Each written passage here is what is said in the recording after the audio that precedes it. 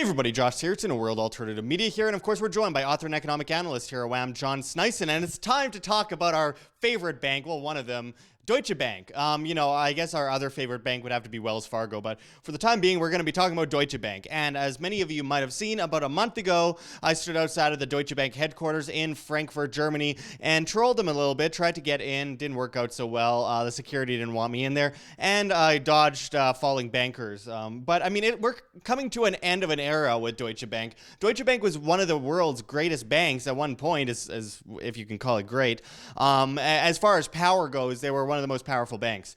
And in recent years, one scandal after another, and people recognizing their lack of stability. People have been pulling out. One CEO, another CEO, a million different CEOs. And what happens next? Well, Deutsche Bank is being considered kind of a small lender. Their attempt to combine with Commerzbank, which, by the way, in Frankfurt is like across the street practically from Deutsche Bank, I may add. That attempt to link the two banks did not go over well, and it failed in their talks. And we're not sure where that's going to go next, but all we know is that combining two fraudulent, terrible, bankrupt banks is probably not the best idea, but nonetheless, bankers don't usually have the greatest ideas anyway. Yeah. So hey Josh, look how well that has gone so far with all the mergers that happened since 2008.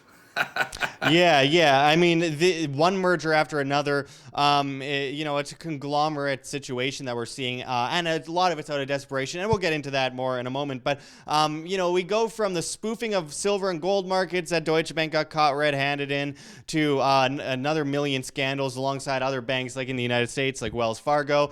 And Deutsche Bank has been involved in a lot of stories lately regarding Trump tax returns, which I find funny because the biggest entities that are involved in money laundering are banks. So, of course, to cover face so that they don't get audited too badly, they always rat out everyone else for so-called money laundering. So I always find that funny. And they're coming after Trump, and Trump is saying, why don't you release stuff on the Democrats? And, of course, it turns into political theater as per usual. But Deutsche Bank is continuing to fall like a rock. And as it says in this article from the Daily Star, Deutsche Bank chiefs feel the heat from disappointed shareholders. And as the article goes into, with a share price at its lowest ever ebb, weedy business performance, and a heap of anti-money laundering failures, Deutsche Bank came in for robust criticism from shareholders Thursday at its annual general meeting. Although, and I quote, "we're seeing the first signs of your strategy," a share price touching lows of 6.35 euros or $7.07 on Thursday reflects investors' huge concerns about the future of Germany's largest lender. Small shareholders representative Klaus Nieding told Chief Executive Christian Sowing. It is indispensable for bosses to change the tune at the investment banking arm, Nieding added, although he praised executives for recent merger talks with rival Commerzbank that ultimately fell through. Alexandra Annecke of Union Investment was less temperate, judging that shareholders have reached the end of their patience, adding for good measure that directors' salaries bear no relation to performance or the share price. Sowing took home 7 million euros in 2018, including 3.7 million euros in bonuses, as the bank tiptoed back into the black for the first time in years. Several shareholder representatives said ahead of the meeting that they would vote against the bank's leadership, criticizing especially Supervisory Board Chief Paul Achleitner, seen as having failed over the past 7 years to bring the institution back on course. But in the final tally, 75.2% of shareholders approved of Sowing's stewardship, with Achleitner receiving the backing of 71.6%. In a speech, Sowing defended his record since taking the reins from crisis firefighter John Cryan just over a year ago. His adjustments to the bank's strategy have refocused on its European core and on the most dependable revenue-generating business lines. Sowing added that we're prepared to make tough cutbacks in the investment bank once the flagship unit before being humbled by a swarm of legal entanglements in recent years. So obviously not more good news for Deutsche Bank. Very little good news in the past few years for Deutsche Bank. Obviously, we've continuously reported as they've seen the lowest shareholder value in years. just falling and falling and falling. And of course, they had to redo their living will test recently. They've been downgraded over and over again by things like the S&P. And I think it goes to show that, these too big to fail banks aren't too big to fail necessarily. They just have a lot of power in government, etc., and indebted in the populace and scamming people and being fraudulent, the usual story with these banks. And as John has mentioned many times over, the cash to deposit ratio at many of these banks is below 1%, making them technically insolvent if you look at their balance sheets. And Deutsche Bank is actually one of the better ones as far as that goes when it comes to the cash to deposit ratio.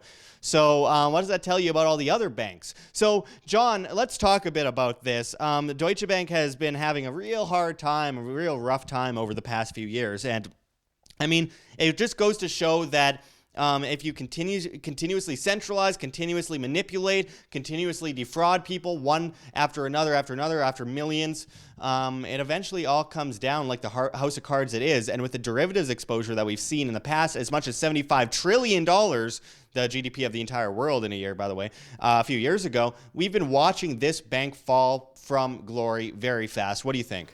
Well, I think Deutsche Bank is Lehman Brothers 2.0, and we've said that for very many years now, ever since we, I think it was 3 years ago, we did our first Deutsche Bank video. So it's not a surprise that this is happening right now with the massive derivatives book. They had 75 trillion. I think they're down at 45 trillion that they've managed to shrink it down to, but it's still bigger than the massive, it's half of the world GDP, a little bit more. Still, and that's not going to help. On top of that, of course, Deutsche Bank is at record lows with their current share price of 6.37 euros, which is a record low for actually all time. Maybe not since they actually got posted on the docks, but it's definitely one of the record lows. Now, of course, this has more to do with what's happening in all over the world with debt that is involved. And of course, Deutsche Bank has been used as the vehicle for the ECB, together with Societe Generale, to bail out all the southern European states with mass amounts of money that's never going to be recoverable and never repayable back to Deutsche Bank and all the other banks that are forced by the ECB to lend to these bankrupt countries down there, the pigs. And now we're seeing the remnants of that. But we're also seeing a problem in the global economy as a total, Josh. Because I tried to keep on track, just looking at indicators that comes out every day. There's mass amounts of them, but most of them, I would say probably 80% of them, are pointing downwards in economic activity. And that is just telling, and that's the manipulated numbers, of course, from all these academics that are saying, just recently said that, nobody could, see that a recession is coming. If you're an academic, if you have a PhD in economics, you would never see anything coming, not even a car, driving right towards you, and you'd be watching it for 100 miles, just coming straight towards you. You would never see it even before it was 1 millimeter in front of you. That's how stupid these guys are. They of course, have no conscience of the economy, what they destroyed. All this money printing, Josh, have created the greatest inequality almost in our lifetime. So we're very close, but that's what money printing does, and that's what they've been doing. In the ECB, for example, there's been corporate bond buying by the European Central Bank that have bought mass amounts of corporate bonds in Deutsche Bank, in ThyssenKrupp, in Bayer, in all of the European... in Frankfurt, like Deutsche Bank as well. Yeah, in all the European massive corporations, because that's how they've been doing share buybacks. And of course, even that didn't work, so they had to have the actual central bank go in and buy their bonds in order for them to survive. And if you look at the DAX, the biggest, one of the biggest exchanges in Germany, Deutsche Bank is negative over the year, just over the year, 38.66%. So not having a very good day over there at Deutsche Bank. And this is not just Deutsche Bank. This is all banks all around the world are in the negative almost. Not all of them, but the substantial majority of the big banks. And what you got to remember, this is a very important thing for people to understand, is Deutsche Bank is deemed the fourth most significantly important financial institution, GEIFI, I believe it's called, by the Financial Stability Board. as being the number 4 most important bank in the world, and this bank is going down majorly. It's going to crash there. Yeah, John. So you mentioned, the bankers are and the academics are the ones that never see the crash coming, and I think they're counting sheep, so to say, and I mean that seriously. They're counting all the sheep that they're screwing over. But there's a massive bubble that we would call the everything bubble. That Deutsche Bank is really the first major peg in that domino effect, alongside the U.S. dollar and other factors, obviously. But I mean, with the everything bubble, you got the derivatives bubble, which is multi-quadrillion dollars worldwide. Housing bubbles left and right through countries around the world that are just completely massive. You have the pension bubbles, you have the student loan bubbles, you have the debt bubbles left and right, and these things are all coming to their true potential, their fruition, the climax of this game that we call fraudulent bankster wars. And I mean, at the same time, you have these banks that are heavily indebted, and at the same time they are doing massive amounts of fractional reserve lending, which is completely coercive, forces the taxpayer to pay vast amounts of money, much of it going towards paying off the interest on the debt in all these countries. It's absolutely horrible. It's fraudulent. It's criminal. It's disgusting. And we're supposed to think that these banks are to be looked up to, and we need to keep our money safe in these things. But if your money's in the bank, it's not yours. It's a bank's. Now, John, I wanted to ask, going forward, what do you think is next for a bank like Deutsche Bank? Well, I think it's the end of Deutsche Bank that's coming, and the inevitable insolvency. What we got to understand is these banks are insolvent from day one. When you go fractional reserve banking, you don't really have any money to give to your depositors. You might have, like, at the most 10%. Well, Deutsche Bank actually has about 20 something, which is very surprising from Deutsche Bank, of course. But that's Deutsche Bank is not going anywhere good. It's gonna get worse and worse. And what we're seeing now on a global scale is the stock markets are not really recovering very well. They're just struggling to get over the past highs, and they've been flatlining over the last couple of years. So what we're seeing is that the economy is stagnating. There's no more debt to be borrowed out, and you're seeing this on a massive scale, of course, in countries like Canada, which we recently went into. M3 was up 90%, a little bit more than the 1.75% in official inflation. If only YouTube allowed anyone to see that video, but yeah.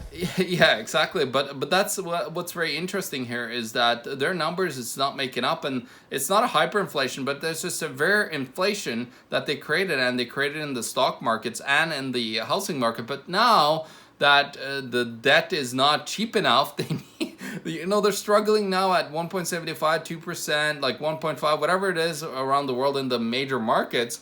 They are struggling now. We used to have that struggle maybe when it got up to 8 or 9 or 15%, but now we're seeing it at 1 point something percent, which is insane. It just shows you how unsustainable this debt bubble has been when they're at the kind of last breath now in the monetary system. Because if you take a look at over the last 10 years, well, if you look at the interest rate chart over the maybe like 50 years or so, what you'll see is that it's clearly manipulated over the last 10 years. It will drop down to near zero. It's been staying there. That just shows us that the monetary system is dead. They're just running on fumes right now, and the fumes are just more electronically printed debt money, and that's all that is coming out of these banks. And of course, Deutsche Bank and Commerzbank are in terrible shape, but it's also all other banks. Most all other banks now currently around the world is going to see heavily massive crashing over the next couple of years, and who knows, there might not be very many banks left. And if we're very lucky, we'll see cryptocurrencies take over the realm. And of course, you got the guys like JP Morgan with their Quorum blockchain, and of course the Ripple guys with the Corda 2 blockchain, trying to they actually made the first blockchain transaction from central bank through the banking system to another central bank. So don't tell me that they don't have this available and that they've been working on it. I think they're just trying to tell us that to us that knows anyways, because that news has not been main news anywhere in the world. I haven't seen it other than some financial little smaller outlets, because nobody wants to get that out to people that we're kind of getting very close to being ready to implement a cashless system when the whole system falls. Because what then is next, Josh, is these banks, they're gonna have to print more money on a way more substantial scale, and they want to try to force the economy into spending money again, which they barely have, by the way. But they're trying to force people now by if they can go cashless and negative at the same time, then they have us buy the whatever you call it, right? John, I think it's clear at this point, and I hope that most people have recognized this after all these thousands of years of these bankers manipulating things and taking control of the populace. It's about the fact that the banks, they benefit, like the government, from debt servitude, from the servitude of the populace, from the control of the populace. The more in control they are of the populace, the more indebted the populace are, the more they benefit. So that comes down to individuals breaking free of that. And I have to mention, like walking around in front of Deutsche Bank's headquarters in Frankfurt, it smelled like pure raw sewage. Seriously. So it's fitting that it smells like raw sewage right in front of this bank that is just pumping out raw sewage of debt, as you kind of gone into before. Josh, sorry to interrupt you. Did they actually go through with those collateralized sewage obligations that we were talking about? Well, it smelled like it. And obviously, also just walking around on the streets of Frankfurt, just near the Deutsche Bank headquarters, between the Deutsche Bank headquarters and the Commerzbank headquarters, which seriously are about a block and a half away from each other. It's just homelessness everywhere. People sleeping on the streets, people just ravaged, people on drugs and completely drunk and passed out. And it's just, you know, it's very fitting that this is happening in such an area where there's such a high percentage of dirty, greedy, scumbag bankers, criminals that work alongside the government to enslave humanity. But I must mention, before we close it off, because we're trying to make our videos a little bit shorter lately. Most of our past videos have been 30 to 40 minutes. So, John, can you, as we wrap it up, give everyone the bottom line on this report regarding Deutsche Bank going forward? I'm sure we'll do a lot of reporting on it in the future anyway. Yeah, no, the bottom line here is if you're a depositor in Deutsche Bank, this is my opinion, it might be a bad idea of having it as your local bank and keeping your money in there. And of course, I think everybody should just short Deutsche Bank and get it over with. Like, how long is it actually gonna keep the zombie bank alive? It's time to just call it quits and let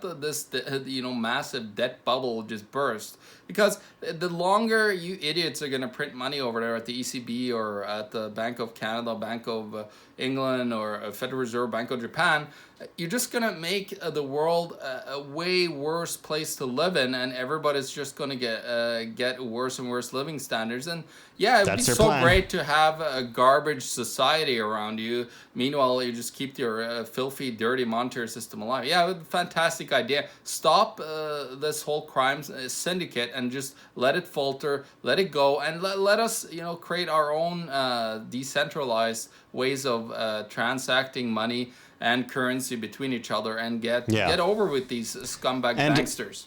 And of course, they're never going to do that, but their system will fall and we will prevail long term. It's just the fact that we've gone through 1,000 years of fiat currencies, for example, and people still haven't learned. And only now, with the age of information on the internet, have people finally started to learn. And even with that, there's still some issues there. And of course, YouTube and mainstream medias and all these monopolies are doing whatever they can to ensure that our message doesn't get out, because we've gone too far in educating the masses and they are shadow banning the F out of us. And I do want to mention, as far as saving yourself from this crisis, as I've always gone into: food, water, shelter, self-defense. You're not gathering things for the toughest guy on the block. Gold and silver as wealth insurance, not investment advice, in my opinion, but it's not even meant as an investment. Look at history. Gold and silver have been pretty prevalent throughout time. We just recently did a video with David Morgan on that as well. And of course, cryptocurrencies that are sound, fundamentally useful, and decentralized. You have to do your own due diligence, and I mean, most are terrible, but many are. They're changing the world forever. And same with blockchain infrastructure technology that can replace these banks, but not the blockchain infrastructure technologies that are being utilized by the banks. I mean, there's a difference between good and bad. There's a difference between left and right. There's a difference between food that's good for you and food that's poisoned. It doesn't mean that the food that's poisoned means that you should no longer have food that's good. Obviously, you need to sustain yourself. So we must actually look at the different differentiations, and that goes for the blockchain as well.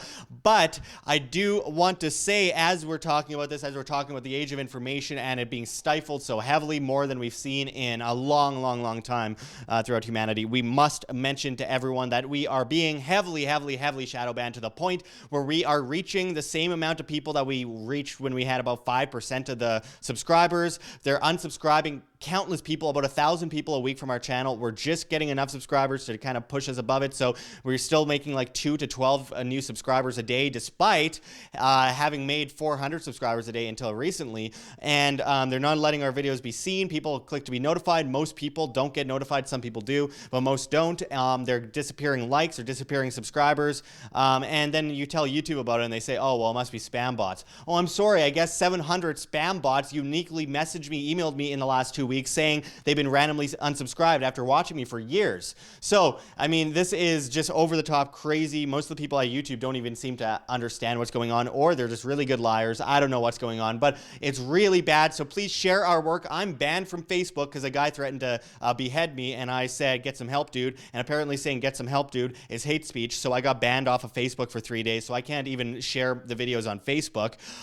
So yeah, there's all that fun stuff. But I also want to mention on the bright side, there's a lot of great events coming up. We'll get into the events in a moment, but if anyone wants to help us with WAM, we have a Subscribe Star page, Patreon, GoFundMe, Bitcoin, all mentioned at the end, all linked below as well. Really helpful if you can do anything to help keep independent media alive in this information war. It is incredibly important now more than ever, because if we don't do something now, it'll be too late in the future, and we'll only have the ability to look back on the time that we had to possibly save independent media, whether it's myself or any of these other independent medias that are being shadow banned. And we cannot let that a possibility pass. We must prevail. We must break free from this complex of mainstream media indoctrination, propaganda nonsense. Anyway, we have events coming up like the Red Pill Expo on June 7th to 9th in Hartford, Connecticut, hosted by G. Edward Griffin, of course. Robert Kiyosaki is going to be speaking there. Jeff Berwick, Cynthia McKinney.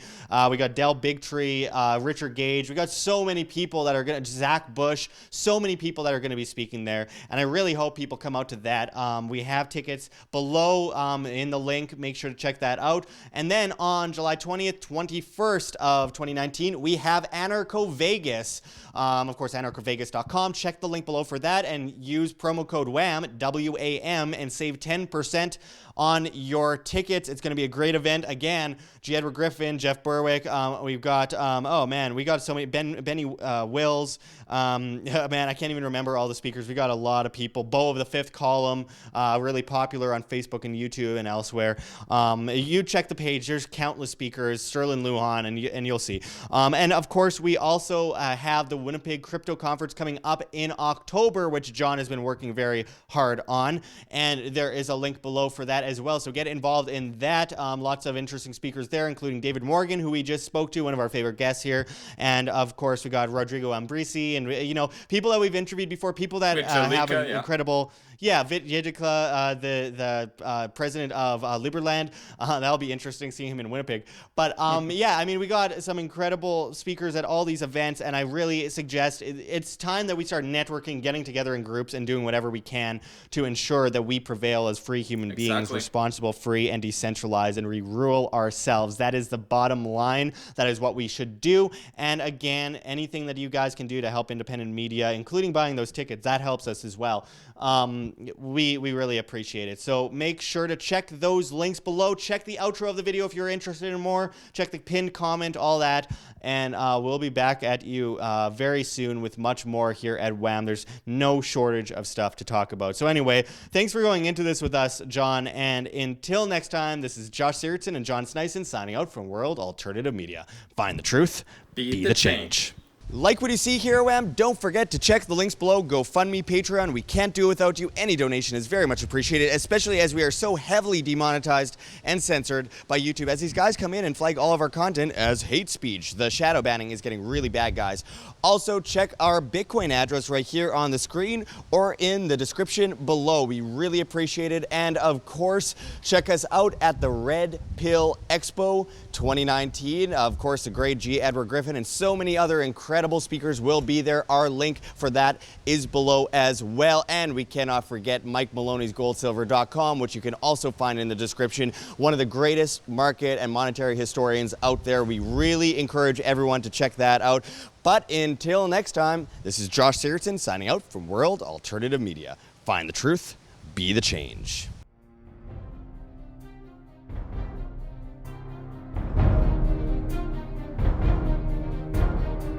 I'm sure you have already changed people's minds in your young age because you're involved, and I like that.